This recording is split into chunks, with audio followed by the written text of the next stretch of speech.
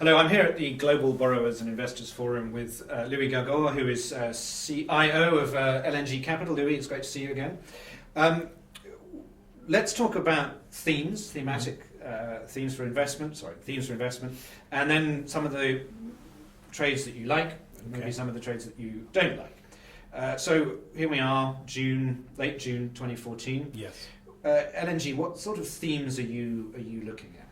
So let's focus first on Europe, okay? The themes that we're seeing in Europe are there are various countries in various states of economic decline or in growth. The periphery seems to be going through or at the bottom of their cycle. Some of the northern countries, Germany and France, are kind of at zero growth.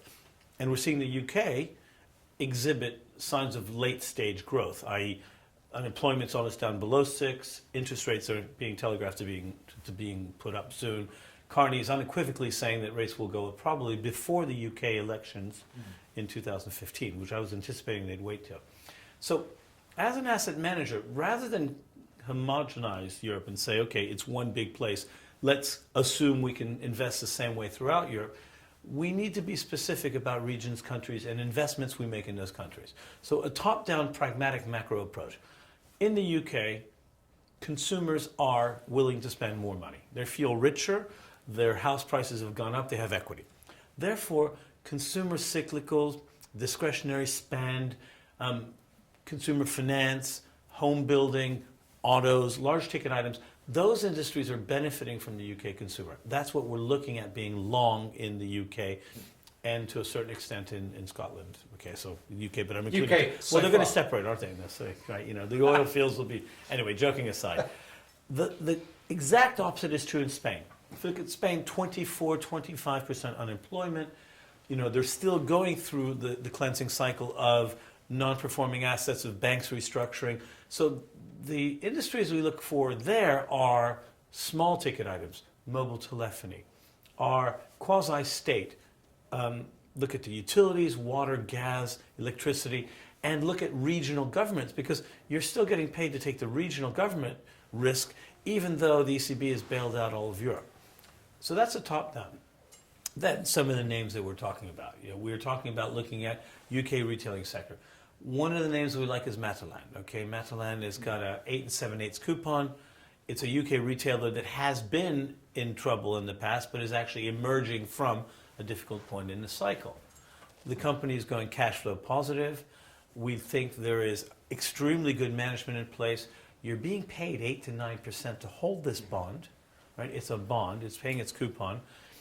The financials are improving, 5.5%, 6%. They're 6 times leverage, 3 to 3.5 times interest coverage. So they have enough money to pay the interest. They're decreasing leverage.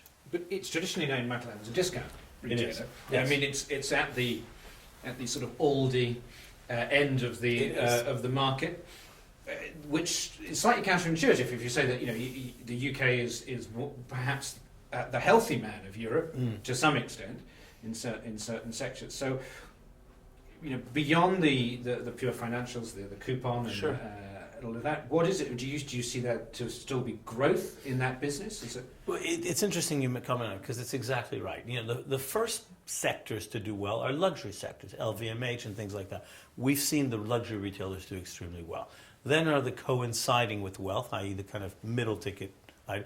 Then are the discounters. So in other words, the discounters are doing now well because some of the people that didn't have a job, didn't have any money, finally have money and have a job. The second really interesting effect is it got pummeled by lack of liquidity and by difficulty in raising money. Liquidity makes those types of companies that have problems shine and do well. So what it is, it's a late stage rallying company where the credit analysis and understanding of management and its proposition is very important. Now, I was asked this before, and the icing on the cake is we think there's an IPO or somebody M&A activity, somebody coming in buying it. Who currently owns it? It's family owned. So it's owned by management and the family. So in other words, there's a company that has demonstrated it's turning itself around, has financial ratios that are stable to improving. It's a terrible segment of the market, but at the end of the day, margins are decent. And somebody might come in and buy it. So the event-driven M&A aspect of it makes it very interesting.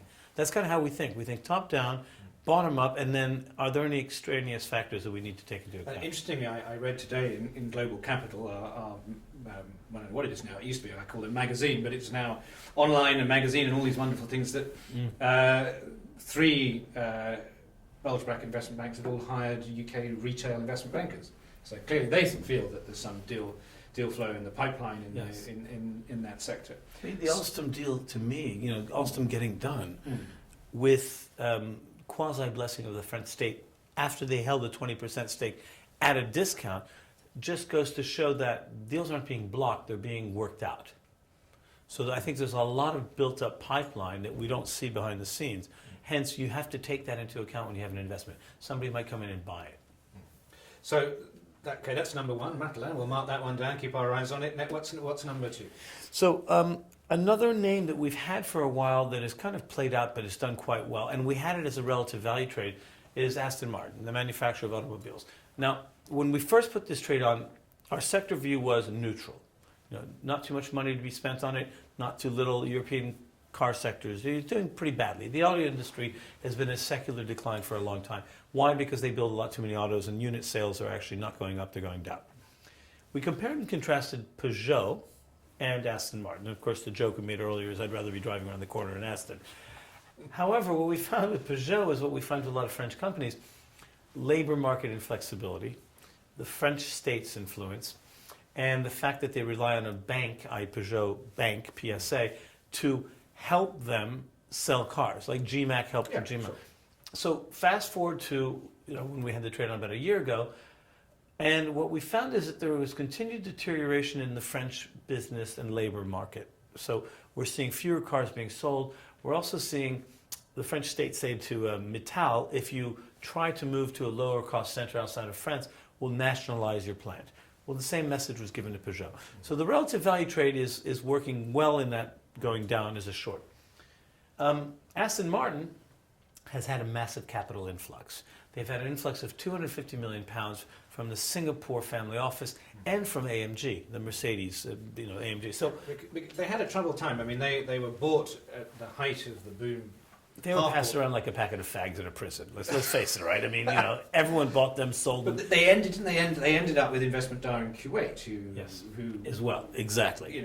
Who defaulted on their Sukuk, and the whole thing was a complete disaster.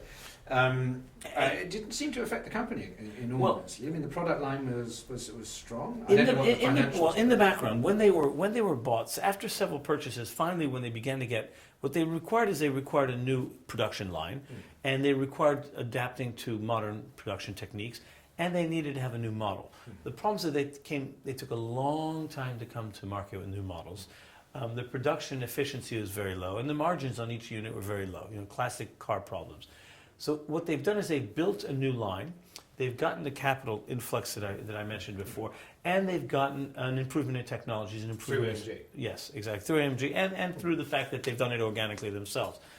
So we now are thinking about this company as fully valued. It's a bit late, right? But what we saw is a progression from about 85 cents on the dollar to about 110 on bonds. Yeah. And these are bonds that have an 8 7/8 coupon.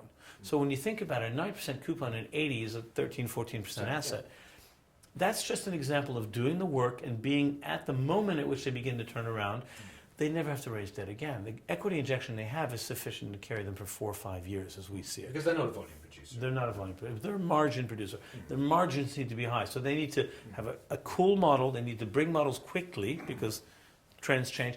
And they need to be perceived as a high-end brand. They can't be diminished in terms of quality. But the Aston, as you say, the Aston brand, you like luxury is the beginning of the thing.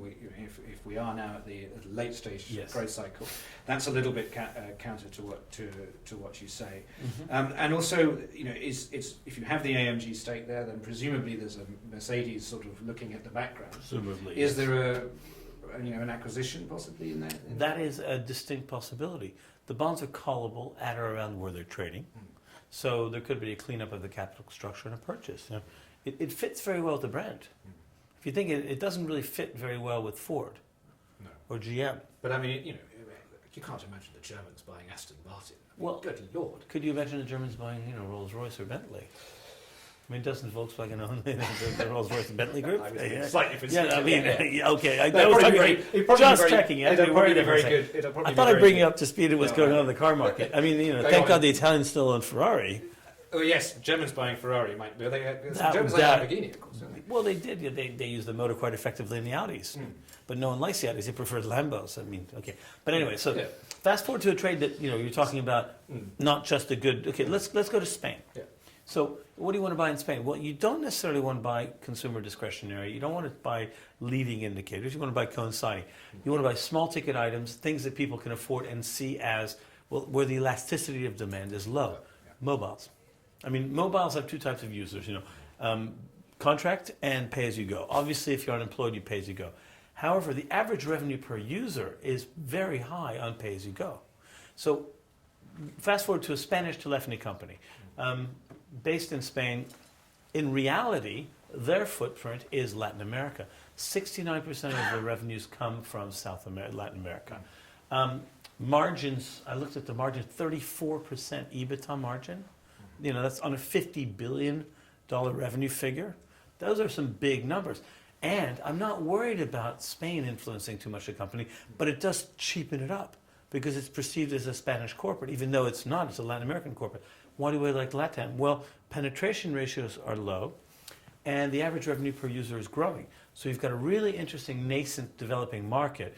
You've got a European incumbent, which is not going head-to-head with Vodafone moving into, Germany and other saturated markets.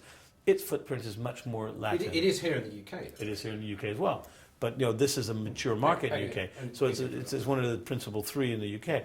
All I'm pointing out is it's perceived as Spanish, but in fact it's giving you a lot more EM exposure and growth through EM, which is what you want in mobile telephony. So that's three longs: Aston Martin, Matalan, Telefonica. One short, Peugeot. What's your other short? Well, we were talking about this before, the Priory. So, and this is more a case of a business that's marginally run okay. So the average revenue per patient has been falling. The number of patients have been falling. I don't know if that's a function of people not wanting to go into rehab and just enjoying themselves when they party, or whether it's a question of, staffing levels and cost efficiency. So when we've analyzed the capital structure of the company, we found that the senior secured bonds are fine. They offer you a 6% yield. They're not in bad shape.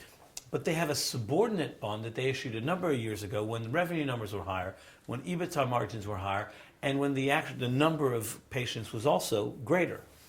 Fast forward to now, what we found is that those bonds are in potential breach of covenants. In other words, where the slowdown in their activity is going to be felt is at the subordinate bond level. We think the interest coverage and the leverage multiples are close to being breached. So potential gap down, not too expensive to hold, about 8.5% to be short, but you have a potential 10 to 15% price drop. Just Very examples, yes. Very, very interesting. Well, that's good. That's what we like. We like to have five ideas and a few themes, and I think we've sort of run to the end of our time. So, Louis, thank you very much. We'll keep an eye on that. We'll get you back in 6 months. Good. And if you were wrong, we won't talk about it. We'll talk about the next one. But be more than happy to talk about things we're right and wrong. We trade all the time, so basically, yeah. But sure. thanks for having me on. It's been a real pleasure. It's always a pleasure to have you. Thank you very much. Good, thank you.